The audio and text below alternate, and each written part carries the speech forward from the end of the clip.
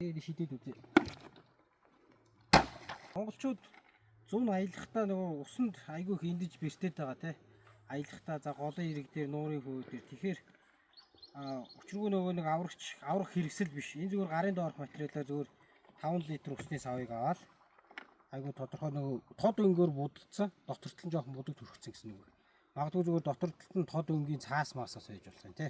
Ер нь бол нөгөө нэг хэрвээ хин нэгэн живлээ гэж бодоход ийм тод өнгийн юмыг л харна шүү дээ. Тэгэхгүй хүн чинь яг сандарч байгаа шүү дээ.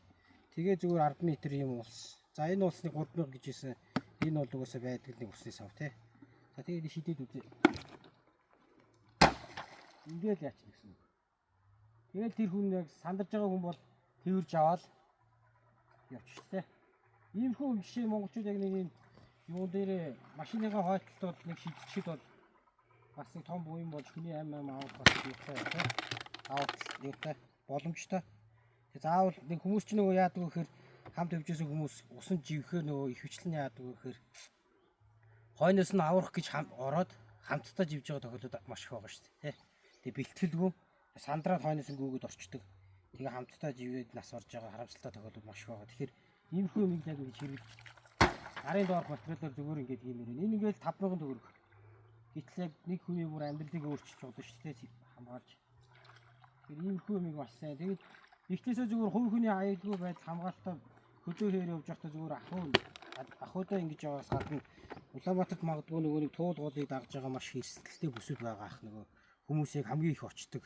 Тэгээ хүмүүс ч нөгөө голдоо нөгөө согтчоод орж ам эрсдэж штэ. Тэгэхээр яг тэр үед нь яг тиймэрхүү газрууд дээр нь магадгүй байг манай онцгой байдлынхаас нийслэлийн онцгой байдлаас ч юм уу те зүгээр ийм юм ингээл эрэг дагуулаад магадгүй ингээл 100 ширхэг хийгээд авчихад бол бас маш олон нийслэлүүдийг бол байхгүй болох. Боломжтой байгаа. Тэгээ бүр ингээд үнэхээр ингээд аваад очиод шидсэн чинь энэ улс маань хөрөхгүй байж болно шүү дээ. Их юм бол энийг зүгээр тэрч яваад орчих гэсэн. Хойноос нь яваад орох юм бол ганцаараа шууд сандарч гүйж орж ирснээс ийм юм тэрээд орох юм бол энэ бол угаасаа бүр нэг хүнийг хоёр хүнийг шууд хөөл гаргаад ирчих. Асуудалгүй гаргаад ирчих. Энэ дотор яг баг зэрэг юм шороо хийцэн хөндрүүлэх гээд тэгвэл хитрхи хөнгөдөд илээ. Тэр иймэрхүү юм нөгөө хэрвээ л яг юм бол хэдүүд бас нэг иймэрхүү наазахын юмыг ашиглаж хэвших хэрэгтэй.